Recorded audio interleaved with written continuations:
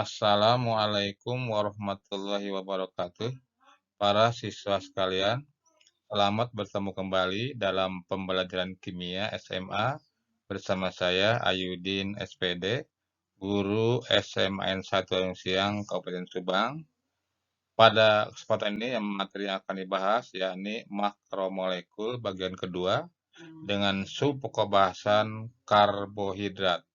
Materi ini dipelajari pada kelas 12 semester 2 untuk kurikulum 2013.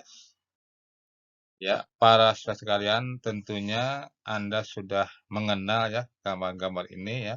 Kita bisa lihat ini ada nasi putih ya, ada mie, kemudian ada bihun, ada jagung, ada kentang, ubi, ada juga apa itu roti ya. Ya, ini karena makanan kita sehari-hari. Nah, para siswa sekalian, ini adalah beberapa contoh ya dari karbohidrat. Nah, apa itu karbohidrat ya? Untuk lebih jelasnya, mari kita ikuti materi selanjutnya. Ya, pengertian karbohidrat. Karbohidrat merupakan contoh polimer alami. Karbohidrat berasal dari kata karbon, C, kemudian hidrat, ya, H2O atau air. Rumus umumnya CnH2OM. Jadi karbohidrat tersusun atas unsur C, H, dan O. Karbohidrat merupakan senyawa karbon yang mengandung fungsi aldehid ya, strip CHO atau keton ya, strip CO yang banyak mengikat gugus hidroksil. Ya, jadi ada aldehid dengan hidroksil banyak, kemudian ada keton dengan hidroksil. Karbohidrat juga dikenal dengan nama sakarida. Ini berasal dari kata sakarin, latinnya ya, yang artinya gula. Senyawa karbohidrat mudah ditemukan dalam kehidupan sehari-hari, ya, misalnya di dalam beras, jagung, kentang, ubi jalar, singkong, gula pasir, mie, bihun, ya, roti, dan lain-lain. Ya, penggolongan berdasarkan reaksi hidrolisisnya, karbohidrat digolongkan menjadi monosakarida, disakarida, dan polisakarida. Nah, apa itu monosakarida, disakarida, dan polisakarida itu? Nah, monosakarida adalah karbohidrat yang paling sederhana karena hanya terdiri dari satu unit sakarida. Suatu monosakarida mengandung gugus keton, CO, atau aldehid, CHO, dan hidroksil. Jadi ada keton dengan hidroksil ya, ada juga aldehid dengan hidroksil dalam monosakarida itu. Nah, contoh monosakarida ya glukosa, ya galaktosa, dan fruktosa. Nah, ketiga ini merupakan isomer ya karena rumus molekulnya sama, yaitu C6H12O6. Ingat ya, isomer itu rumus molekul sama tapi rumus strukturnya berbeda. Nah, bagaimana rumus strukturnya? Ya, kita lihat selanjutnya. Ya, ini untuk glukosa ya, ada gugus aldehid tuh yang dilingkari atas ya. Kemudian ini galaktosa juga gugus aldehid. Kemudian paling kanan adalah fruktosa, ini gugus keton. Jadi monosakarida itu ini rumusnya sama, rumus molekulnya C6H12O6. Nah, tapi glukosa yaitu ada aldehidnya dengan hidroksilnya beda dengan galaktosa ya. Juga ini gugusnya aldehid. Kemudian kalau fruktosa gugusnya keton ya. Dengan hidroksilnya ada juga.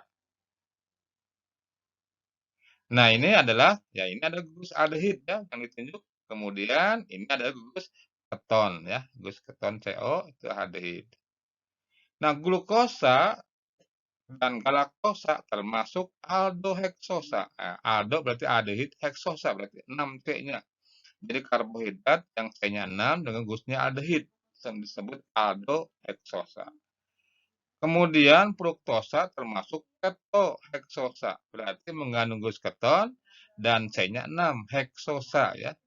Jadi C-nya 6 karbohidrat dengan gugus keton, namanya di sana fruktosa ya, atau termasuk ketoheksosa untuk fruktosa, kemudian glukosa dan galaktosa termasuk aldoheksosa. Sifat-sifat monosakarida ya berupa zat padat berwarna putih ya. Rasa manisnya itu yang paling manis adalah fruktosa, kemudian kedua adalah glukosa, kemudian yang ketiga adalah galaktosa. Jadi paling manis pada fruktosa. Mudah larut dan air, kemudian bersifat optis aktif ya. Ini memutar bidang polarisasi. Kemudian dapat mereduksi larutan Pehling ya. Ingat ketika di bahasan aldehid ya, ini mereduksi larutan Pehling. Jadi positif ya dengan Pehling, kemudian dapat direagikan menjadi mengalami fermentasi menghasilkan alkohol ya. Jadi misalnya tape ya, misalnya itu hasil peragian. Di sana mengandung alkohol. Nah, sekarang para siswa sekalian, disakarida ya, apa itu ya? Nah, disakarida terbentuk dari dua molekul monosakarida. Ikatan yang menghubungkan unit-unit monosakarida dalam disakarida disebut ikatan glikosida. Contoh disakarida sukrosa, maltosa, dan laktosa. Ini juga ketiganya ya merupakan isomer karena rumus molekulnya sama, yaitu C12H22O11. Nah, sukrosa tersusun dari glukosa dan fruktosa. Ya, kemudian kalau maltosa ini glukosa dan glukosa. Kemudian kalau laktosa, glukosa dan galaktosa. Jadi saya ulang ya, sukrosa itu glukosa dan fruktosa, kemudian maltosa ya dua molekul glukosa, kemudian laktosa itu adalah glukosa dan galaktosa. Ya, sukrosa adalah gula pasir ya, diperoleh dari batang tebu atau akar tanaman bit ya, sebagai sumber dari sukrosa. Juga terdapat dalam buah-buahan dan madu. Nah, ini rumus strukturnya ya, glukosa. Jadi ada glukosa sebelah kiri ya, kemudian ada fruktosa. Kemudian dihubungkan dengan ikatan glikosida. Nah, ini untuk sukrosa. Nah, sukrosa sekitar 6 kali lebih manis daripada laktosa. Nah, kemudian 3 kali lebih manis daripada maltosa. Jadi disakarida yang paling manis itu adalah sukrosa ya, keduanya kemudian maltosa ya, ketiganya adalah laktosa. Jadi urutannya fruktosa, maltosa, dan laktosa. Urutan kemanisan ya dari disakarida.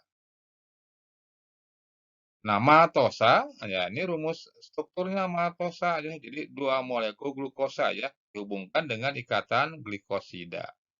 Nah, maltosa tidak terdapat dalam keadaan bebas ya, tetapi dapat diperoleh dari hidrolisis ya. Amilum. Jadi amilum dihidrolisis ya, diuraikan oleh air dengan pengaruh enzim atau asam ya. Nah, maltosa ini banyak digunakan dalam makanan bayi ya. Jadi manisnya itulah manis makanan bayi untuk maltosa ya. Ya, kemudian disakarida yang ketiga adalah laktosa ya atau gula susu ya.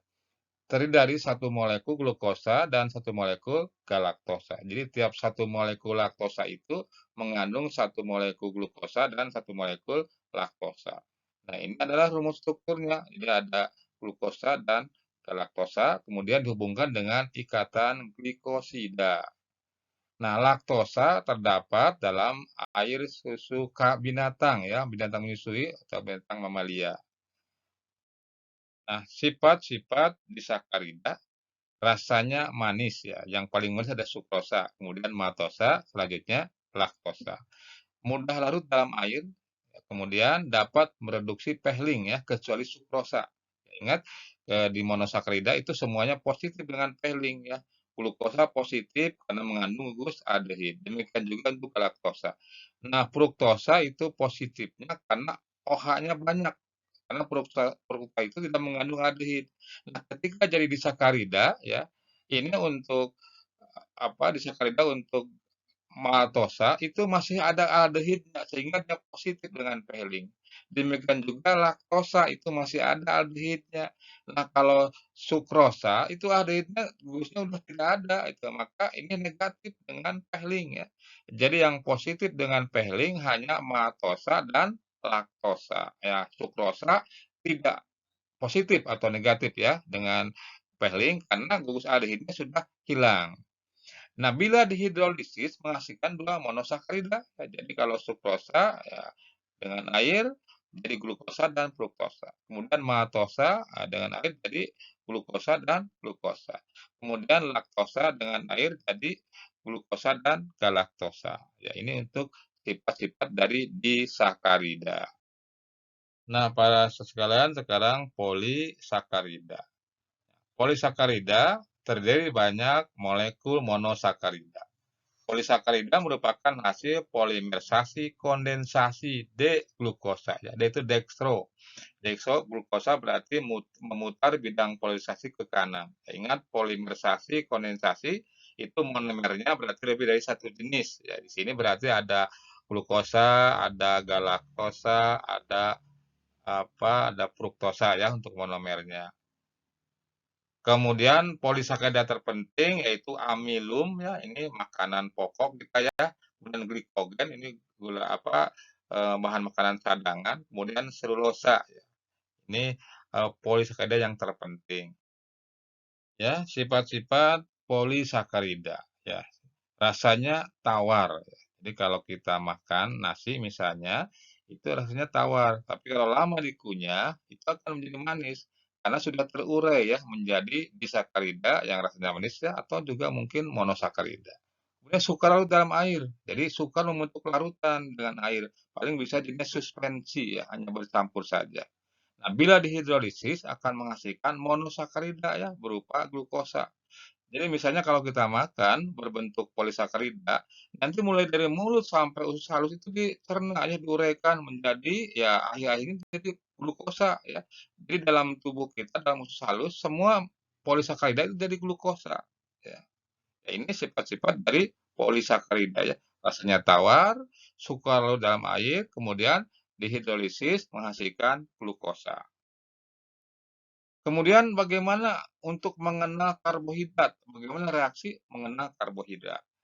Nah, ini untuk reaksi mengenal karbohidrat dapat dilakukan di antaranya 3 misalnya dengan uji Molis, ya uji gula produksi dengan Pehling atau Benedict, kemudian dengan uji iodium.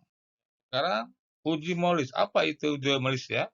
Jadi kalau uji Molis ini tentunya menggunakan regen Molis ya, regen Molis plus nanti asam sulfat pekat.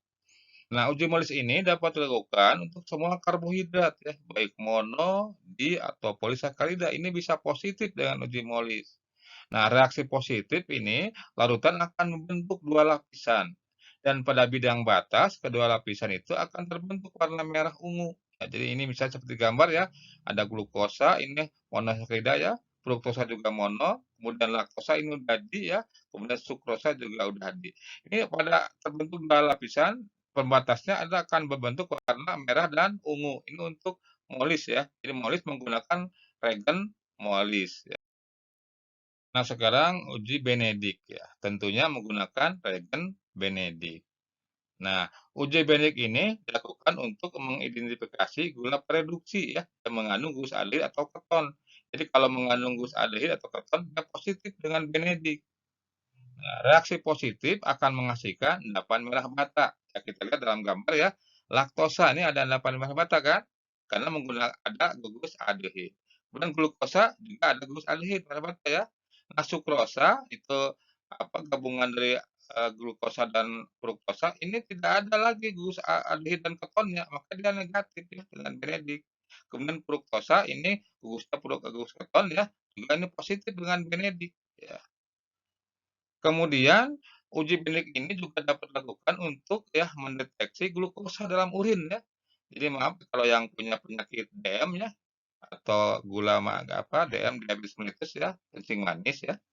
Itu itu mengandung gula, mengandung air sendinya mengandung glukosa. Glukosa itu mengandung aldehid. Maka dengan Benedict ini nanti akan positif ya, akan membentuk endapan merah bata. Ini kalau ada gula di urinnya ya. Kemudian yang selanjutnya ini uji iodin ya, menggunakan iodium ya, iodin. Ini dilakukan untuk mengidentifikasi beberapa jenis polisakarida. Jadi misalnya untuk amilum, glikogen, dan selulosa. Nah, kalau uji positif itu akan menghasilkan kalau amilum ya dengan iodin itu akan menghasilkan warna biru ungu. Kemudian kalau glikogen itu menghasilkan warna coklat merah dan kalau selulosa itu memberikan warna coklat ya. Jadi saya ulang ya, kalau amilum diuji dengan iodium itu menghasilkan warna biru ungu ya. Kalau glikogen dengan iodium menghasilkan warna coklat merah, kalau selulosa memberikan warna coklat. Nah, itulah para siswa sekalian ya, bahasan singkat tentang makromolekul kedua ya, yaitu apa, karbohidrat ya. Terima kasih Anda sudah menonton video ini dan menjadikan salah satu sumber belajar Anda. Semoga dapat memberi manfaat bagi kita semua. Salam dan bahagia. Assalamualaikum warahmatullahi wabarakatuh.